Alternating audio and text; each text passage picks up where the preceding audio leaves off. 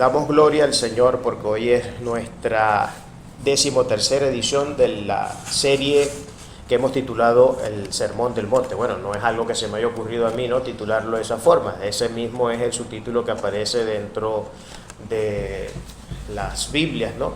El Sermón del Monte, este famoso sermón que ya todos hemos venido siguiendo ya en esta 13ª edición, y damos gloria al Señor por ello, ¿no? Vamos hoy a estar abriendo nuestras Biblias en el libro de Mateo. Ya sabe que comenzamos el capítulo 6 y vamos a estar leyendo desde el versículo 5 hasta el 8. Y acá estaremos entonces desprendiendo nuestra enseñanza el día de hoy. Oramos para que el Señor añada a nuestras vidas sabiduría, entendimiento, iluminación a través de su Espíritu Santo, en el nombre de Jesucristo. Amén. Y cuando ores, no seas como los hipócritas, porque ellos aman el orar en pie en las sinagogas y en las esquinas de las calles, para ser vistos de los hombres. De cierto os digo que ya tienen su recompensa. Mas tú, cuando ores, entra en tu aposento y cerrada la puerta, ora a tu Padre que está en secreto, y tu Padre que ve en lo secreto te recompensará en público. Y orando no uses vanas repeticiones como los gentiles, que piensan que por su palabrería serán oídos. No os hagáis pues semejantes a ellos, porque vuestro Padre sabe de qué cosas tenéis necesidad antes de que vosotros le pidáis.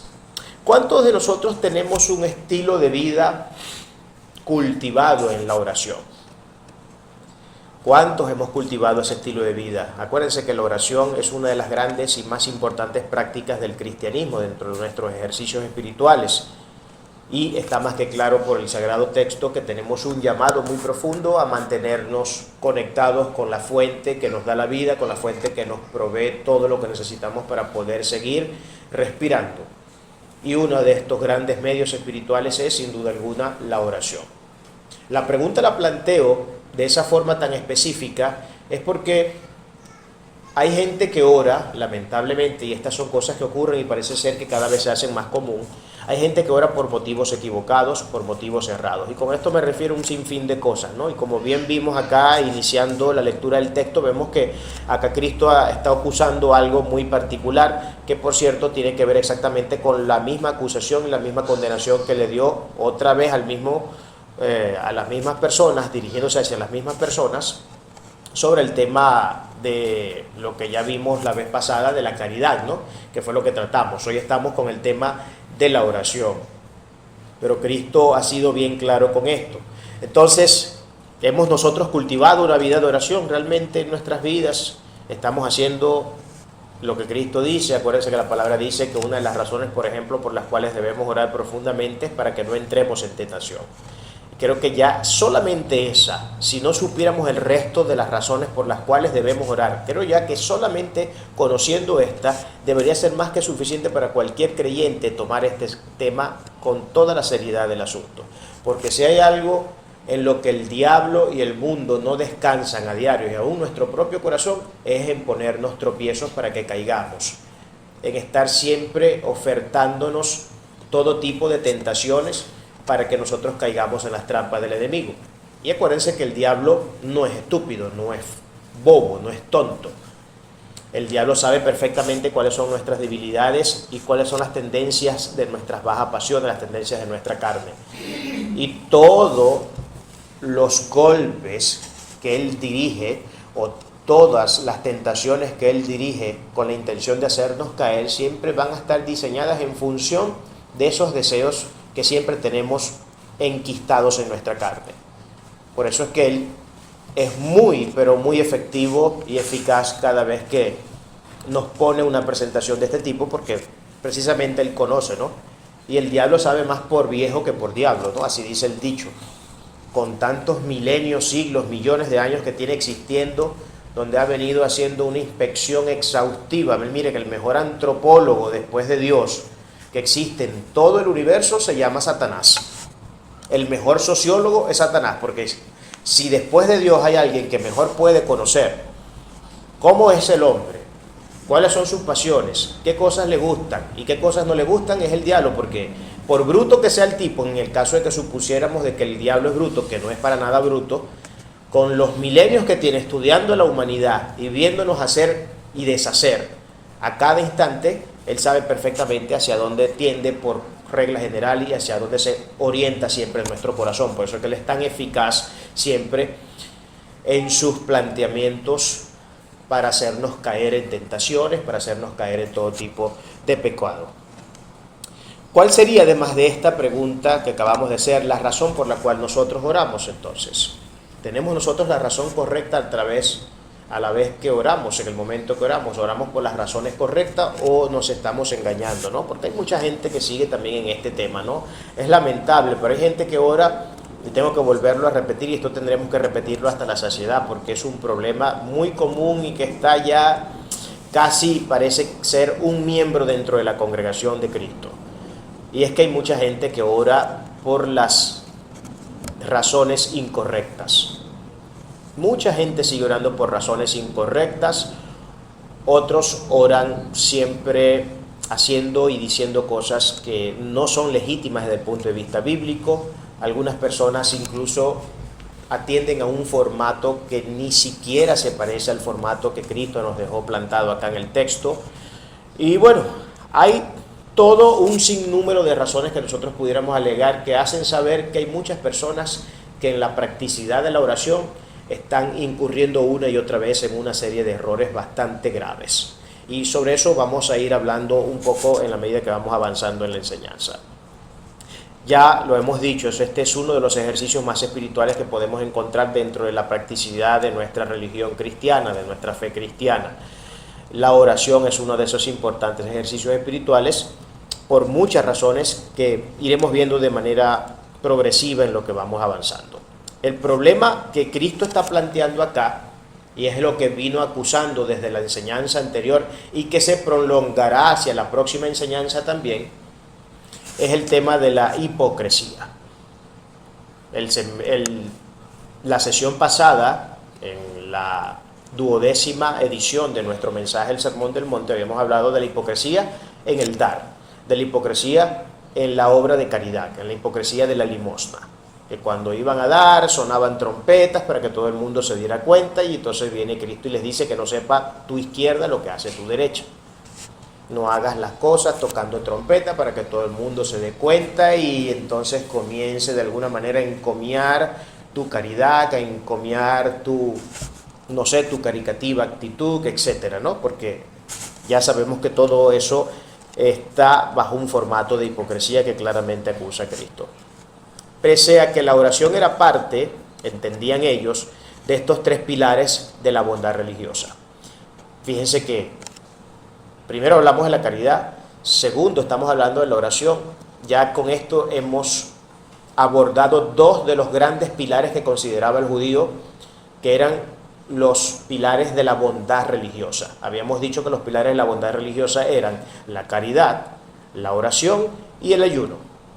Ya tocamos la caridad, hoy estamos con el tema de la oración, que estaremos tocando la primera parte, porque esta es la parte introductoria, porque luego tendremos que entrar en el formato de oración que Cristo enseña a los discípulos, que tiene que ver con el Padre Nuestro, que será entonces cuando estaremos cerrando la parte de la oración. Pero luego viene otra enseñanza donde se cubriría con ella la totalidad de los tres pilares que consideraban los judíos, que es la parte del ayuno, que es otro de los pilares, donde también vamos a ver que había mucha hipocresía de parte de estos hombres, lamentablemente. Entonces, esto, fíjense cómo era todo un tema contradictorio, ¿no? Aunque ellos consideraban que estos eran los grandes pilares de la religión cristiana, de la bondad cristiana, de la benevolencia cristiana, pese a ello, la hipocresía que había dentro de todas estas prácticas espirituales no era nada normal. El texto deja claro el modo correcto de orar y eso lo vamos a ver más adelante. Al igual que la enseñanza anterior, entonces aquí tenemos exactamente el mismo tema. Entonces, ¿qué es lo que nosotros podemos decir acá? Que continúa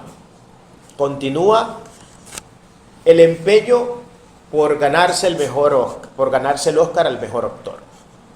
Esto es lo que estamos viendo acá. Parece ser que los judíos acá, esta supuesta ortodoxia de la religión de la Biblia, parece ser que en realidad lo que estaban era compitiendo a ver quién era el mejor actor para ver quién se sacaba el Oscar. Porque acuérdense que la palabra hipocresía significa en la palabra original griega actor. Es lo que significa la palabra hipocresía. Alguien que actúa, alguien que se pone una máscara. De hecho, se le llamaba persona a la máscara que utilizaban los actores en el teatro griego para poder desarrollar sus papeles.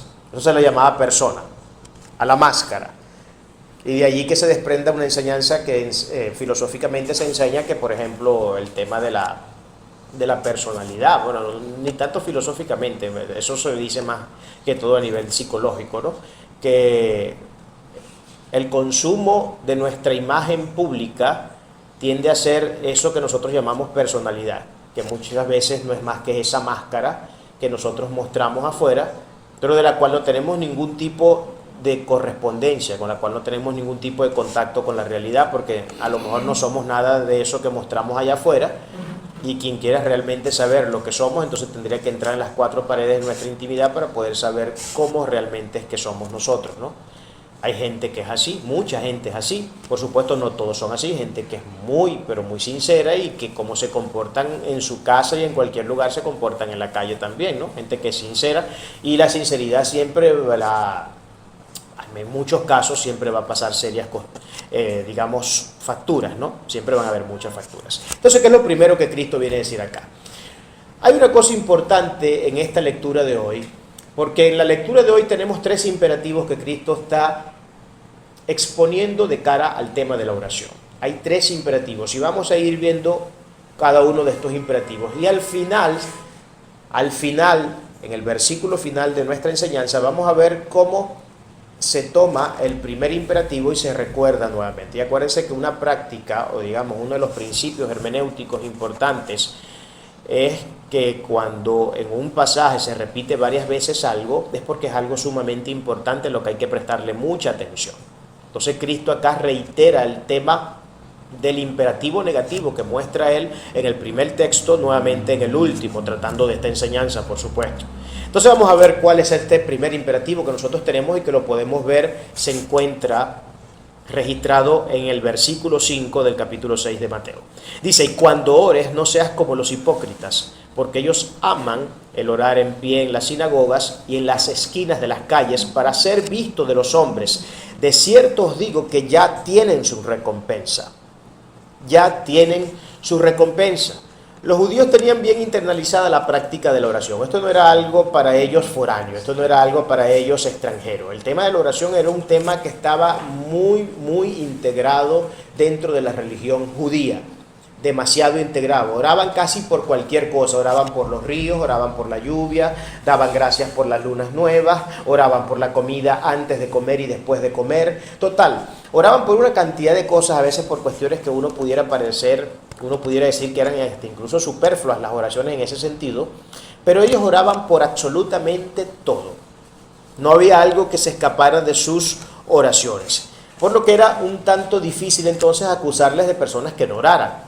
O sea, quien dijera entonces para aquellos días que los judíos no eran personas que tenían sembrado un estilo de vida de oración, bueno, era difícil probar eso, ¿no? Porque realmente, por supuesto, estamos hablando de los judíos religiosos, ¿no? De los judíos creyentes. Ellos todos tenían una contundente vida de oración, un estilo de oración bastante claro. Prescribían de manera meticulosa y literal sus oraciones, lo que hacía que entraran en el formulismo. Y este era uno de los problemas que tenían ellos. Ellos prescribían literalmente cada oración para cada momento particular del día o para cada situación o evento que aconteciera de forma específica. Ya ellos tenían planificada cuál era la oración que en ese momento ellos iban a rezar. Lo tenían todo planificado, ¿no? Entonces, el problema que tenían con esto y el problema que esto traía era el formulismo y el formalismo además. Formulismo y formalismo. Y esto, por supuesto, presenta algunos problemas que ya iremos viendo poco a poco. Uno de ellos es que, por ejemplo, eran muy repetidores de fórmulas. Bueno, como acabamos de decir, eran muy formularios en este aspecto, ¿no? Y bastante literales. Entonces ellos tendían a repetir y a repetir y a repetir y a repetir una y otra vez las mismas oraciones cada día. Entonces tenían ya como una especie de formato de oración preconcebido, donde ya ellos sabían exactamente con qué palabra empezaban y con qué palabra terminaban cada vez que iban a orar, por cualquiera fuera la cuestión que tuvieran que orar. Eso era muy propio de la cultura hebrea, era muy propio de la cultura judía. Repetían estas oraciones entonces de forma rutinaria para los momentos correctos. Los grandes rabinos reconocían el problema y trataban de evitarlo. Algunos de ellos decían, por ejemplo, si una persona hace oraciones para salir del paso, eso no es orar. Eso decían los grandes rabinos, porque por supuesto, ¿no? Hay gente de gente, no todos somos iguales. Y por podrido que pueda estar un sistema en un lugar, hasta a veces en los sistemas más podridos, a veces hay cosas que rescatar. A veces en los sistemas donde está la gente más podrida, siempre hay alguien menos podrido que los otros que están mucho más podridos. Entonces, bueno, entre la pudrición había uno que parece ser que no estaban tan podridos, ¿no? Y decían, por ejemplo, cosas como esta: si una oración se hace solamente para salir del paso, entonces no se está orando realmente. ¿Cuántos de nosotros pudiéramos identificarnos con este primer aspecto? Yo creo que todos somos en alguna u otra medida culpables en este sentido. Hay veces que hemos orado, miren muchachos, pero de una forma tan indecente, porque entender que cuando oramos estamos nada más y nada menos que ante la presencia del Dios Todopoderoso, y hacerlo de una manera poco decorosa, hacerlo de una manera donde, no sé, estoy orando pero a la vez hablando con otra persona, y entonces en realidad ni le estoy prestando completa atención a la persona con la que hablo, ni tampoco a la oración y a Dios. Entonces esto es algo bastante serio que tiene que saberse hacer. Otros decían, por ejemplo, no consideres la oración un deber formal, sino un acto de humildad para obtener la misericordia de Dios. ¿Por qué se decía esto? Porque precisamente estamos viendo que lo que Cristo viene acusando acá es nuevamente el mismo problema que acusó cuando se daba caridad, que es el tema de la hipocresía. Y el tema de la hipocresía siempre va a degenerar en todo este tipo de prácticas. Por ejemplo, ¿cuáles son las que hemos nombrado de momento? La palabrería barata, hemos nombrado las repeticiones, el formulismo y el formalismo. Esto era algo que estaba muy metido en la cultura hebrea. Y esto, para que entiendas, son síntomas con los cuales nosotros podemos diagnosticar el problema de la hipocresía cuando oramos. Son una especie de síntomas que nosotros entonces podemos estudiar, y con un método inductivo podemos llegar entonces a través de estos particulares a lo general, que entonces sería decir, estamos enfermos de una enfermedad que se llama la hipocresía.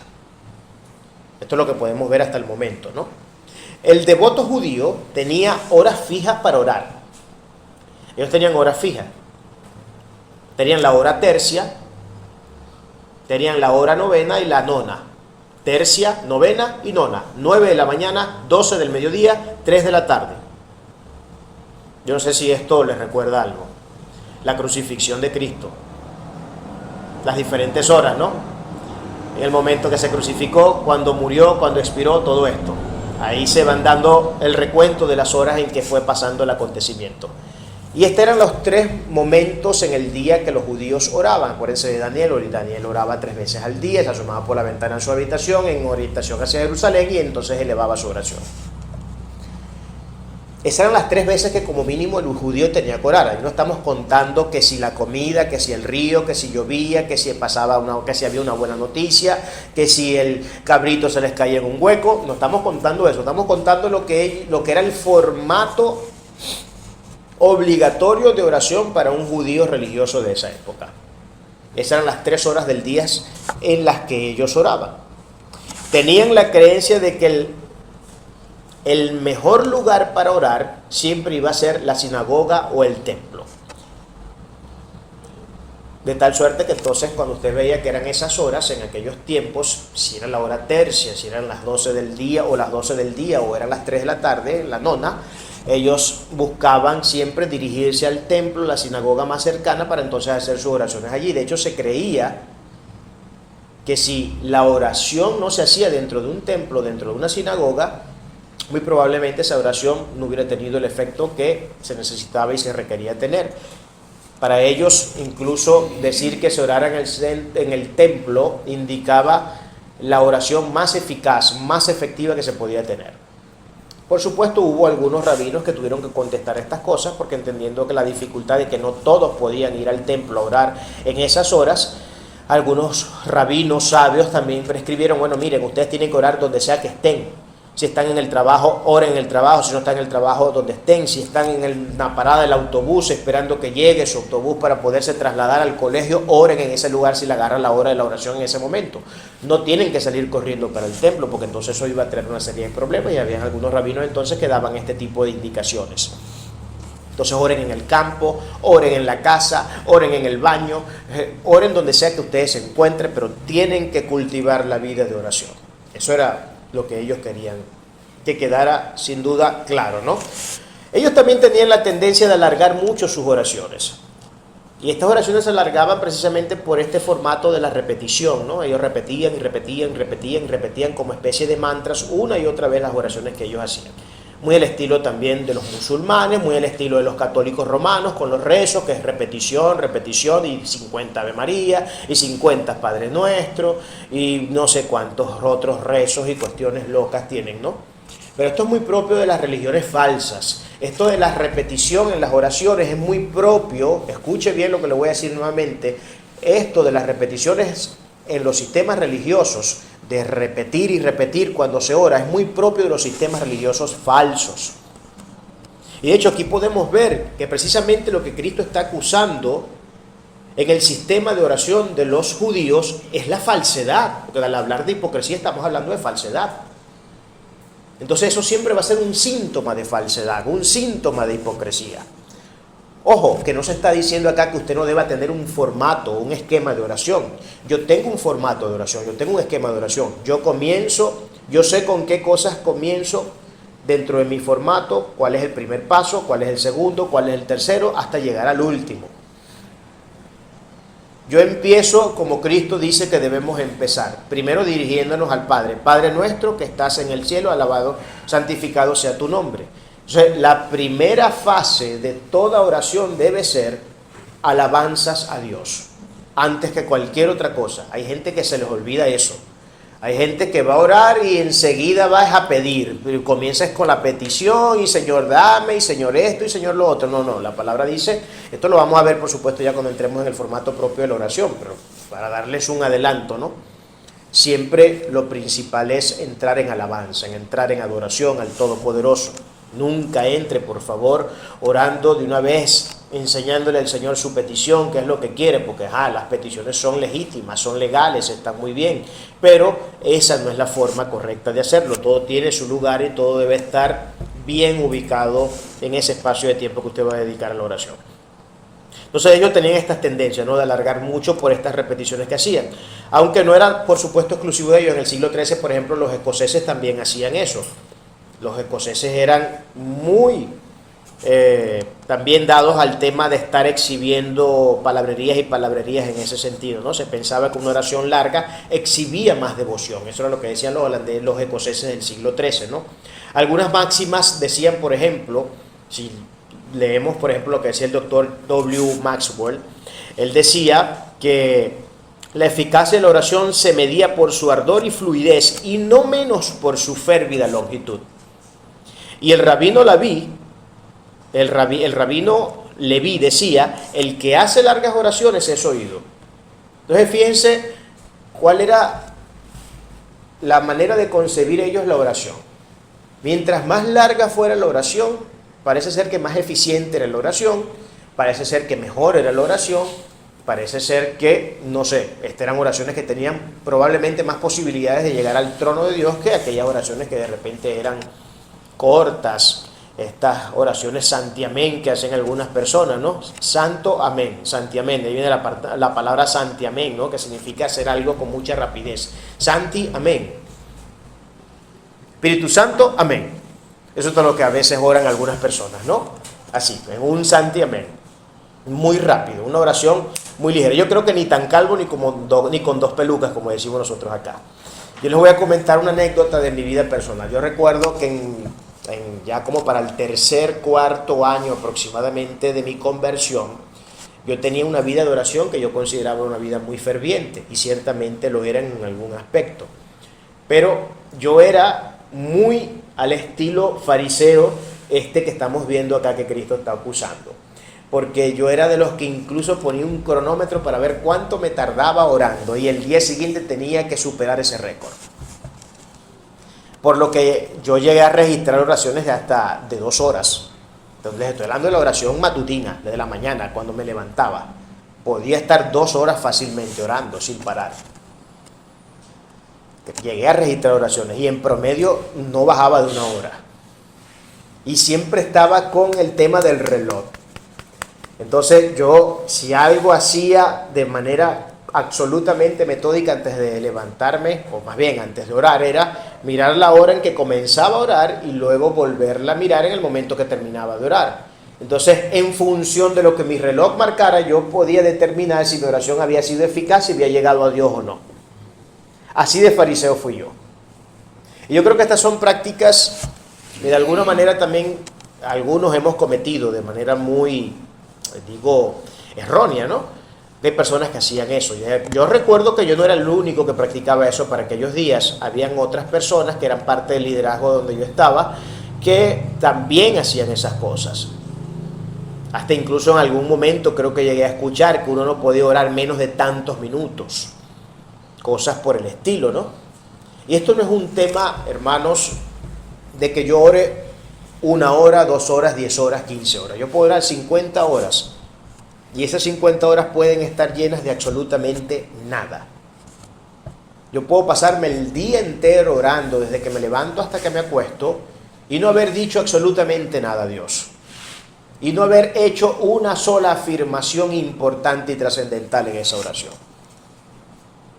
¿Cómo puede que ore 10 minutos y haber hecho un trabajo absolutamente eficiente en mi oración? Que le haya dedicado 10 minutitos a mi Señor después de levantarme y antes de ponerme a hacer cualquier actividad, y que esos 10 minutos hayan sido, miren, de una entrega, de un momento de adoración profundo, hermoso, que estoy seguro que esos 10 minutos le van a dar para que el resto de las horas del día las cosas sean mucho mejor. Entonces, esto es importante, ¿no? Creo que, nuevamente, ¿no? El tema de los extremos, yo sé que es un tema filosófico, no sé si fue de Aristóteles o de Platón, que decía que los extremos, todos los extremos son malos, ¿no? Eso viene de uno de estos filósofos de la era antigua, de estos primeros filósofos grandes de la Grecia antigua. No recuerdo de cuál de ellos fue, ni siquiera si fue de Sócrates. Ahorita mismo se me escapa de la memoria, pero fue uno de ellos los que planteó esta concepción de entender de que todos los extremos son malos.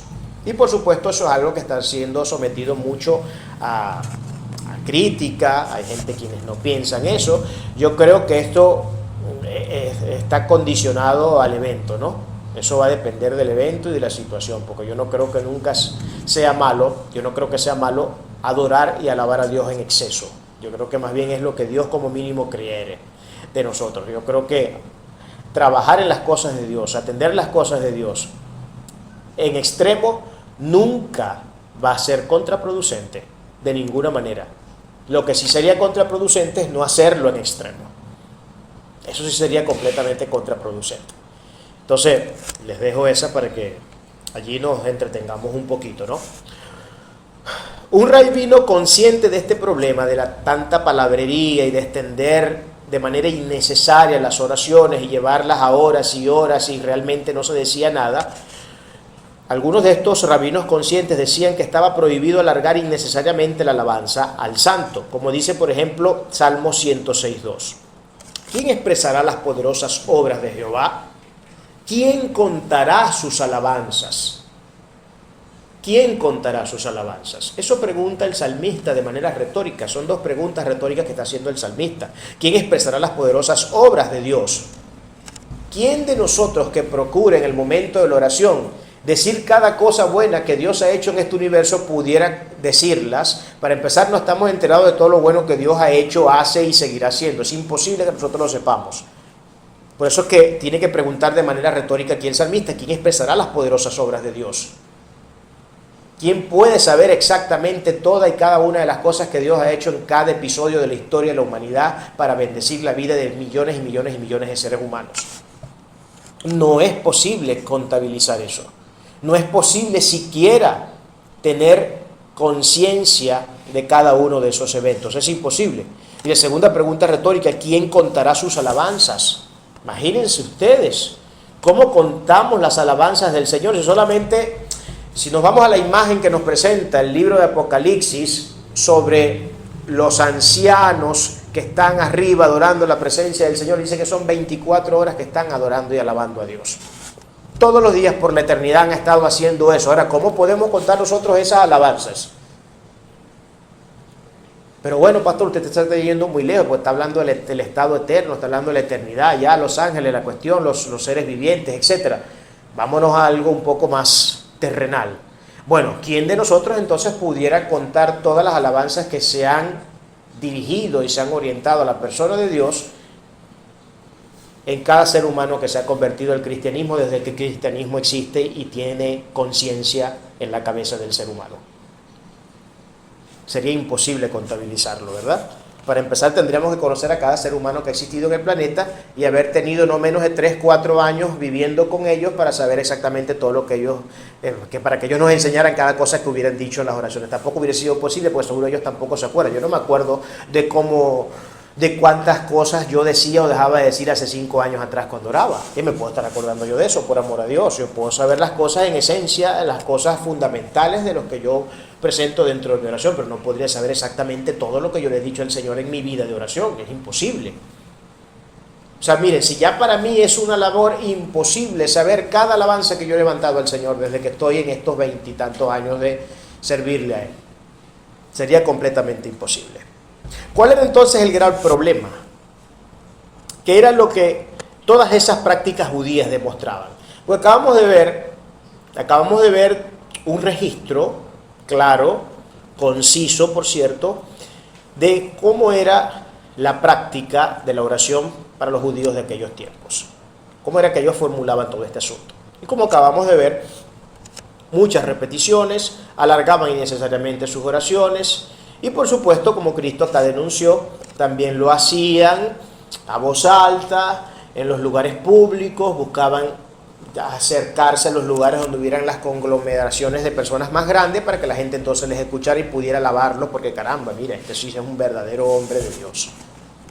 Este sí es un hombre de Dios. Entonces, ¿qué es lo que Cristo está entonces acusando acá? Ya lo hemos venido diciendo, no es un secreto para ninguno de nosotros. Lo que Cristo está acusando acá es la práctica de la hipocresía, muy común en el quehacer religioso de los judíos. Muy común en el quehacer religioso de los judíos. La hipocresía estaba metida en todas las esferas de la vida religiosa. En todas las dimensiones de la vida religiosa estaba la hipocresía. En todas, absolutamente en todas. Tenían hasta negocios armados por eso. Negocios. A veces le llegaban por cuestiones de pecado a la gente del templo, a los oficiales maestros de la religión, a fariseos, etc. Les llegaban llevando sus corderos para el sacrificio. Y cuando los sacerdotes lo agarraban decían, este no sirve. Y lo echaban para un lado, pero para el lado de ellos, nunca para el lado, nunca se los daban para que se lo regresaran y se lo volvieran a llevar, se los llevaran al retorno a su casa, ¿no? Sino que se los quedaban ellos. ¿Y saben qué hacían después? Claro, y eso se lo hacían a la muchedumbre. Este no sirve, este no sirve, este no sirve, lo tiraban para atrás, para el lado de ellos, por supuesto. Este no sirve, este no sirve, este no sirve. Entonces, ellos también eran los mismos encargados de vender los corderos a la gente que tenían que irles a llevar a ellos para los sacrificios. ¿Y saben cuáles eran los corderos que vendían? Esos que le quitaban a la gente diciendo que no servían para el sacrificio. Se los terminaban revendiendo.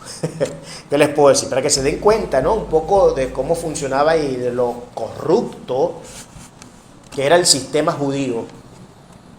Bueno, que era no, que sigue siendo el sistema judío, para que nos demos una pequeña idea, ¿no? Para que tengamos una pequeña idea de todo este tema, ¿no? La práctica hipócrita entonces era, claro, así lo deja saber entonces la anterior enseñanza que nosotros pudimos ver como esto, sobre este tema. Este tipo de oración no se dirige a Dios solo a la ostentación pública para recibir alabanza por ello. ¿Cómo que no se dirige a Dios? Esto parece ser completamente contraintuitivo, ¿no? ¿Cómo que si están orando la oración no se está dirigiendo a Dios? ¿Y es que acaso existe alguna forma de orar donde la oración que estoy haciendo no esté dirigida a Dios? Sí, exactamente era lo que Cristo estaba acusando de los judíos. Esa hipocresía es una oración que no se está dirigiendo a Dios, es una oración que se dirige a la gente y a ustedes mismos. Es una oración que se dirige al ego de la persona. Es una oración que se dirige a la soberbia de la persona. Pero nunca se dirige a Dios. Dios nunca es el centro de esas oraciones. El centro es que los vean, que los encomien, que levanten doxologías y alabanzas sobre ellos. Eso es lo que la gente busca. Y nuevamente, siempre me pondré yo como ejemplo, porque yo no conozco la vida religiosa de ustedes, pero yo también hice mucho eso. Yo recuerdo que el primer ministerio al que Dios me llama y la primera práctica ministerial que yo tuve la dicha y la honra de hacer para hacer el servicio de mi Señor, aunque muchas veces de una forma, como ya se los voy a comentar, nada correcta, era que a veces, bueno, como ya yo tenía cierto tupé entre los hermanos de aquella época, como el super orador, entonces cada vez que me llamaban a mi horaria, yo lo que me iba era a fanfarronear, ¿no? Pero yo lo que me paraba era, ustedes saben, a recitar toda una verborrea que ni yo mismo entendía para que la gente explayara los ojos y abriera la boca. Típico fariseo, hermano. Típico fariseo. Por eso que esta enseñanza yo la puedo entender perfectamente, porque yo lo viví, yo lo practiqué en carne. Yo lo practiqué en carne. Ahora soy todo lo contrario. Yo no sé si sigo pecando ahora por ser lo contrario. Ahora es que en público no quiero orar. o quiero hacerlo de manera muy superficial. Ya el Señor me dirá si estoy cometiendo un error nuevamente, pero por lo menos no el error que en principio cometí, donde lo único que quería era darme a conocer y que la gente me alabara, y que cómo se me inflaba el pecho cada vez que decían, hace falta orar, y ustedes saben aquí que el hombre es Edwin. Cómo se me inflaba a mí el pecho. Y es que eso caminaba como el palomo ese de los Animanías, ¿no? El señor Palomo, con el pecho bien inflado, ¿no? Así caminaba, ¿no? Y allá viene el hombre de la unción, y ese hombre cuando abre la boca llueve, truena y relampaguea. Y eso es lo que a mí me gustaba que la gente dijera. Como me encantaba que se me acercara y me dijera, mira, tengo un problema y tú eres el único que lo puede resolver con tu oración. Imagínense ustedes, Dios santo bendito, si supieran ellos el sendo loco que era yo. Yo creo que en su vida se les hubiera ocurrido siquiera acercárseme a dirigirme la palabra para un saludo, porque lo que era un tremendo fariseo. Eso es lo que era, un tremendo y horripilante fariseo. Pero de todo se ve en la viña del Señor. Y de todo tipo de cosas hemos nosotros visto y todo tipo de cosas hemos practicado, ¿no? Este es el primer imperativo entonces. El primer imperativo entonces, ¿cuál es? Que no seamos hipócritas. Que no oremos para que la gente nos vea, alzando la voz, poniéndonos en los lugares donde hay más exposición pública, para que la gente entonces pueda ver la supuesta bondad religiosa y la pretenciosa bondad religiosa que nosotros queremos que la gente crea que tenemos, cuando la realidad es completamente contraria a esa. ¿Qué es lo que podemos ver en los siguientes pasajes, en los siguientes versículos? La corrección cristológica de la oración. Eso es lo que vamos a ver ahora. La corrección cristológica de la oración. Es decir, cómo es que entonces nosotros debemos orar. No hablando del formato de la oración en sí, sino hablando de cuál debe ser la intención y cuál debe ser la condición en la que nosotros debemos orar. Entonces, lo que viene entonces acá que decir nuestro Señor es: mas tú cuando ores, entra en tu aposento y cerrada la puerta, ora a tu Padre que está en secreto, y tu Padre que ve en lo secreto te recompensará en público. Y orando no uséis vanas repeticiones como los gentiles, que piensan que por su palabrería serán oídos. Ahora el supremo profesor se dispone a dar las pautas de la forma correcta de orar para no ser aplazados en el examen. El supremo profesor, el maestro de maestros. Al orar, Cristo remite a 4 consideraciones que son las que tenemos que tener presentes. Hay 4 consideraciones en el texto que Cristo nos da para que una oración se dé en el contexto adecuado, en el contexto correcto, en lo que Él sí considera es parte de una oración ferviente, una oración sincera, una oración que busca exaltar al Todopoderoso, una oración que busca darle gloria al Dios Todopoderoso. Lo primero que Él dice que debemos hacer es que debemos entrar en nuestro aposento. Fíjense, los judíos buscaban era salir a las plazas públicas y buscar, como ya les dije, los lugares donde hubiera la mayor concentración de personas posible para que cuando ellos oraran, que además lo hacían en voz muy alta, todo el mundo les pudiera escuchar y pudieran ver la supuesta y la pretenciosa bondad que ellos pretendían fuera reconocida dentro de la nación. Pero Cristo dice algo completamente contrario. Dice: cuando vayas a orar, lo primero es entrar a tu aposento. Entrar a tu aposento. ¿Qué cosa significa aposento? Tu lugar de privacidad, tu lugar de intimidad. No necesariamente tiene que hacer la habitación. Para mí lo fue por un cierto tiempo el baño. Yo a veces, como lo primero que yo hacía, y bueno, y todavía sigo teniendo esa práctica, al levantarme era ir directo corriendo al baño. Entonces yo aprovechaba ese lugar muchas veces para elevar mi oración. Ahí a lo mejor el aposento de algunas personas es el baño. De repente no tiene por qué necesariamente aplicarse de manera literal esto de aposento como la habitación, el lugar donde yace mi cama, donde yo me acuesto, donde yo duermo, donde yo estoy. Puede ser la cocina, puede ser la sala. Cualquiera sea el lugar donde usted tiene sus momentos libres de intimidad con el Señor. Por regla general, siempre lo más común es que sea la habitación, porque es el lugar más privado que uno tiene, ¿no? Su propia habitación, no hay un lugar más privado que ese. Pero entonces Cristo les está diciendo esto: cuando vayan a orar, lo primero que tienen que considerar es que deben entrar a su aposento. Entren a su lugar de intimidad, entren a su lugar donde nadie los molesta, donde no pueden tener distracciones de ningún tipo y donde nadie les va a escuchar lo que ustedes van a decir. No tienen que armar tampoco un escándalo, porque lo segundo que dice acá es que luego que entres a tu aposento, el lugar de tu intimidad, el lugar donde te aproximas a Dios sin distracciones, sin nada alrededor, es que debes cerrar la puerta. ¿Por qué que Cristo manda cerrar la puerta? Primero porque con esto les está dando un golpe muy fuerte a los judíos. Él está, y aunque ciertamente este mensaje Cristo lo está dirigiendo a sus apóstoles principalmente, ¿no? Porque estamos hablando del momento del Sermón del Monte, la preparación apostólica, pudiéramos decirlo, presentarlo de alguna manera antes de ellos salir al ministerio. Pero ellos sabían perfectamente, porque ellos también eran judíos y sabían cuáles eran las prácticas judías. Y muy probablemente ellos también habían sido culpables de hacer las cosas de esa forma porque se criaron y vivieron en un contexto judío, en un contexto hebreo. Por eso Él les dice, lo segundo es cerrar la puerta, porque es que a mí no me interesa, ni a ti te debe interesar lo que tú vayas a decir en esa oración. No me interesa que otras personas se enteren. Y tampoco te debe interesar a ti que otras personas escuchen lo que tú estás orando.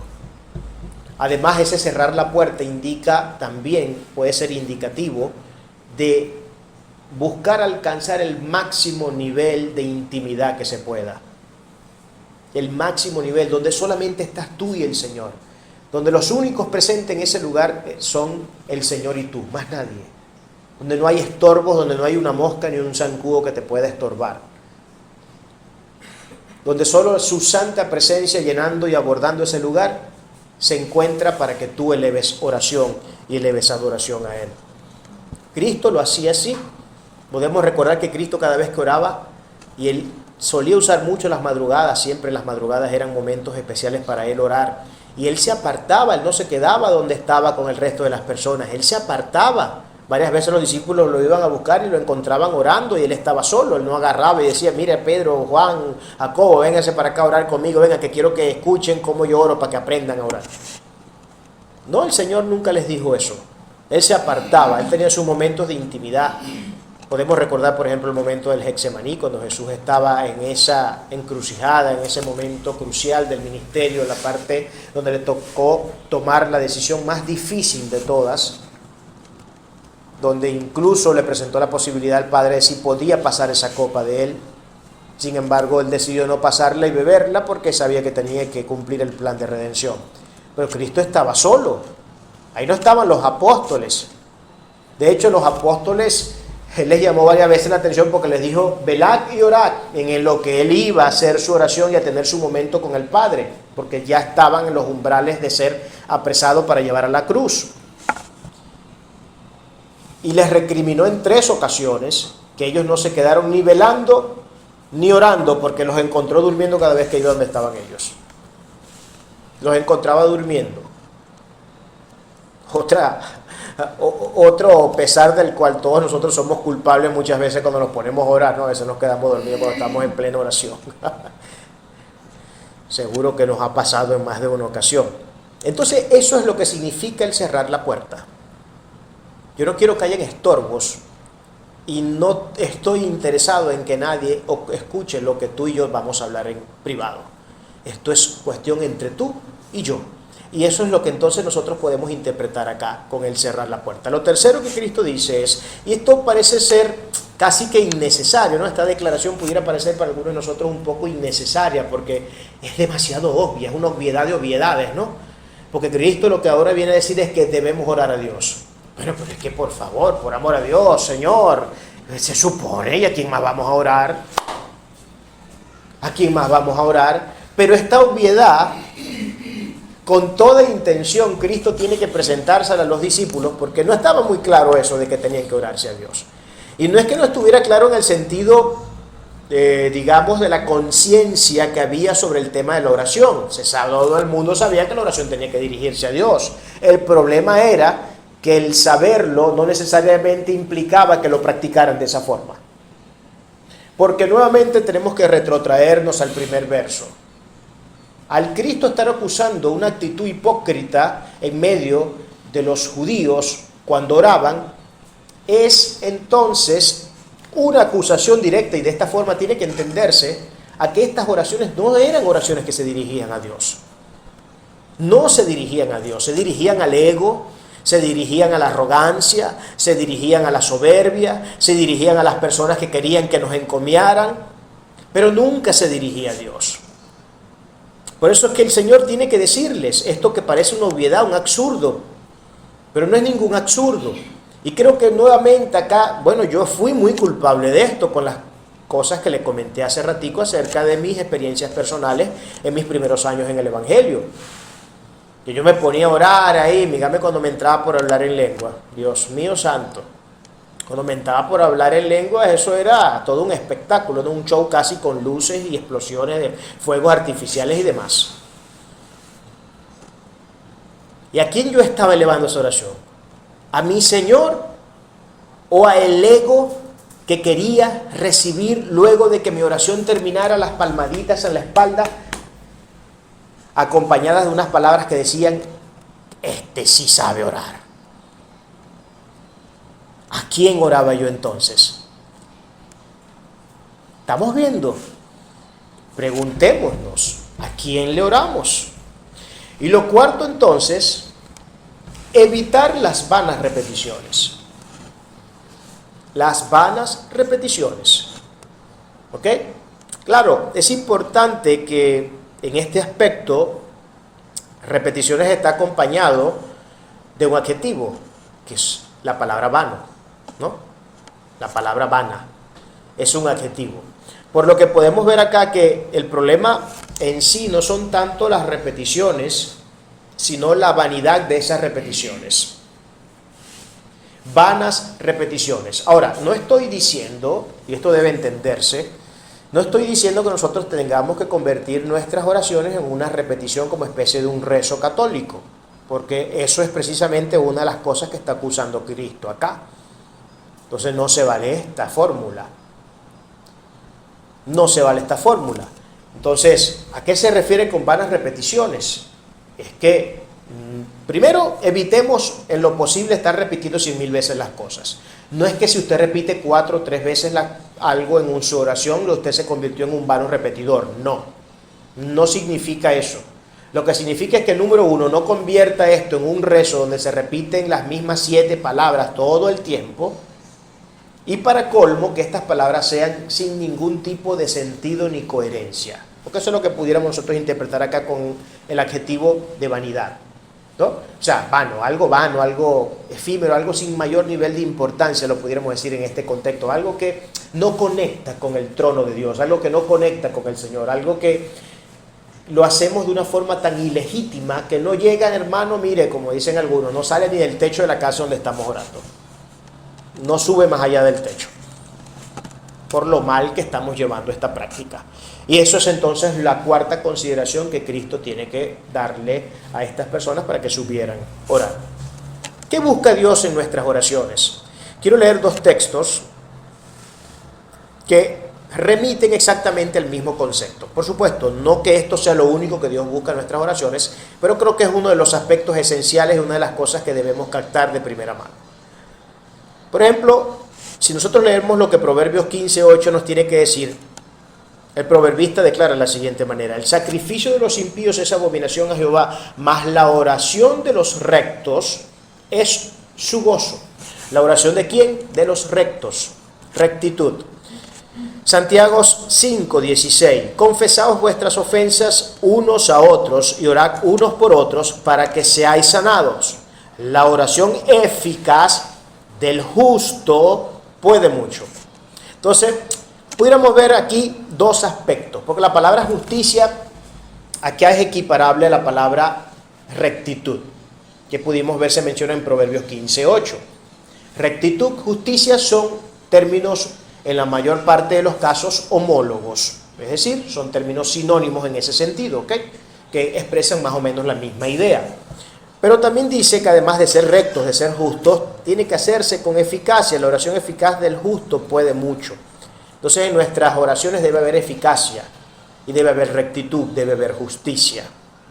Y todo esto debe hacerse en el formato condicional de estas 4 pautas que pudimos ver atrás acerca de lo que Cristo dice que debemos considerar cuando vayamos a orar. Entonces, esto es lo que Dios busca que haya siempre en nuestras oraciones. Una de las tantas cosas que busca, que haya rectitud, que haya justicia, que haya eficacia en nuestras oraciones. Y para ello tenemos que evitar todo lo que Cristo viene condenando en los versículos anteriores. Si queremos ser eficaces, si queremos ser rectos, si queremos ser justos, en el momento en que oramos tenemos que evitar todos los problemas y todos los errores que Cristo viene condenando y señalando de manera rotunda en todos los textos que acabamos de leer que anteceden a este. Por último, no seguir la manada de hipócritas. Es lo que Cristo acá termina diciendo antes de entrar ya en el formato del Padre Nuestro. No seguir en la manada de hipócritas. Y lo dice de la siguiente manera: no os hagáis pues semejantes a ellos, porque vuestro Padre sabe todas las cosas, de qué cosas tenéis necesidad antes de que vosotros las pidáis. Ahora, hay que tener mucho cuidado con esto, ¿no? Porque mucha gente puede agarrar y hacer de este texto su texto digamos, supremo para el cimiento de la oración. Entonces agarrar y decir, este texto me está llamando precisamente a que no ore. Porque dice que el Señor sabe todas mis necesidades antes de que inclusive yo se las pida. Entonces si Él las sabe, ¿para qué se las voy a pedir? Me voy a ahorrar un buen rato de oración, ¿no? Pero no es de ninguna manera lo que Dios está diciendo acá, ¿no? Entonces, bueno, vamos un poco acá a lo del texto. Cristo no quiere que apliquemos las fórmulas tanto de los judíos falsos como de los gentiles. Todas estas prácticas que hemos venido viendo, las vanas repeticiones, orar para que la gente te vea, orarle al ego, orarle a la arrogancia, buscar el encomio y el reconocimiento de las personas, todas cuyas cosas siempre van a ser síntomas claros de una enfermedad llamada la hipocresía. Todas. son síntomas de esa enfermedad. Evitar entonces las oraciones largas llenas de vanas repeticiones. Hacerlo en público también debemos evitarlo para ser vistos y encomiados por los hombres. No hagamos nada de eso. Aquí tenemos entonces, aquí donde tenemos ya la repetición del imperativo principal con el cual empezamos nuestra lectura. No os hagáis como ellos. Y aquí nuevamente Cristo está cerrando esta parte antes de entrar en el formato del Padre Nuestro que quedará en el tintero para nuestra próxima enseñanza. Lo que les está diciendo es nuevamente les está reiterando que no deben ser como ellos, no se les olvide. Ya les acabo de decir en pocas y brevísimas palabras lo que ustedes deben evitar a toda costa cuando vayan a orar. Eso se los estoy diciendo. El Señor hablándole a los discípulos. Esto deben evitarlo. No pueden hacerlo. Si lo hacen, no estarán orando al Padre, estarán haciendo oraciones hipócritas que no llegan a ningún lugar. Así que no esperen ningún tipo de contestación de parte del Padre Celestial cuando su formato de oración está enquistado en todos estos viejos vicios que Cristo viene condenando. Todo lo cual expone hipocresía y búsqueda de estatus, en cuyo caso no se ora a Dios. Porque este es el gran problema de este tipo de oraciones. Porque la oración es algo que en esencia debe ser dirigido a Dios y se ora porque existe un Dios. Si no existiera un Dios no se ora y listo. Pero como existe un Dios y un único y exclusivo Dios, a ese Dios hay que alabar, a ese Dios hay que exaltar, a ese Dios hay que glorificar, a ese Dios hay que bendecir. Y de ese Dios necesitamos recibir directrices, necesitamos recibir razones, necesitamos que nos dé entendimiento, que nos libere de nuestra confusa mente, de los demonios internos que todavía siguen haciendo eco entre las diferentes bajas pasiones que tenemos. A referirme a demonios internos, por cierto, por si alguien quiere irse a otro lugar, no estoy diciendo que los cristianos estén endemoniados o que uno pueda como cristiano teniendo el Espíritu Santo tener también un demonio a la vez en la misma habitación. No, esas cosas no pueden ocurrir. Me refiero a demonios internos hablando desde el punto de vista filosófico, ¿no? Demonios internos hablando de todas esas luchas que tenemos contra la carne y contra todas esas bajas pasiones que siguen siendo parte de nuestro ser, a las cuales podemos sin ningún problema denominar demonios. No hay ningún problema con eso. Cada quien tiene sus demonios internos en ese sentido, ¿no? Nuestro Padre entonces conoce de antemano todas nuestras necesidades. Qué bonito la forma en cómo termina esto. Hermosa. Cristo comienza dando guamazos, ¿no? Latigazos, pero siempre antes de la buena noticia siempre hay látigos. Y antes de llegar a esa buena noticia, los látigos además no solamente que están presentes, que son necesarios. Porque los látigos en este sentido lo único que representan son correcciones. Correcciones. Los látigos son correcciones, por lo que ante toda buena noticia siempre le antecederá un látigo, o 2 látigos, o 3 látigos, o 4, o la cantidad de látigos que sean necesarios, pero siempre el antecedente de una buena noticia van a ser los látigos. Porque eso es lo que hemos podido ver en el formato que Cristo está implementando, porque aquí lo que tenemos es implementar una ley de causa y efecto. Entonces miren, también aquí podemos ver la ley de causa y efecto. Ustedes oran bien, recibirán recompensa. Oran mal, también recibirán recompensa, pero no la que creen que van a recibir. O no la que quieren recibir. Mejor dicho, no la que quieren recibir. Porque para todo esto siempre se recibirá recompensa. Recompensa. Y acuérdense, y aquí tengo que volver a decir lo mismo. ¿Cuál es la recompensa del hipócrita? Y lo dije en la enseñanza pasada. La recompensa del hipócrita es la irrecompensa de Dios. No se les olvide eso. La recompensa del hipócrita, repito, es la irrecompensa de Dios. Que Dios no lo recompense a usted es la peor recompensa que usted puede recibir. No sé si me estoy dando a entender con esto que parece ser un trabalenguas, ¿no? Pero esa es la peor recompensa que podemos recibir. ¿Quién podría negar que el santo oficio de la oración tuvo su mayor y más gloriosa exposición en nuestro Señor Jesucristo? Eso es algo que ninguno podría negar, ¿verdad? Nuestro mensaje de hoy es una clara evidencia de la importancia quirúrgica que tiene la oración, hermanos. Jesús deseaba que todo cristiano se ejercite debidamente en este santo oficio. Hay varias razones para ellos. Lo primero que habría que decir es que mediante la oración nos conectamos con nuestra fuente de vida.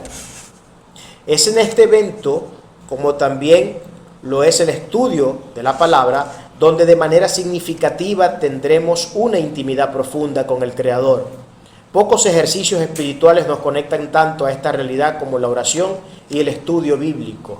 Por eso que la oración y el estudio bíblico deben ser elementos presentes en nuestra cotidianidad. Nunca podemos desasistir la palabra de Dios y nunca podemos desasistir nuestros momentos de oración con el Señor, porque son los dos puntos de contacto con el cielo que mayor riqueza nos generan, porque eso es lo que nos hace saber que tenemos que obedecer una serie de pautas que Dios ha revelado.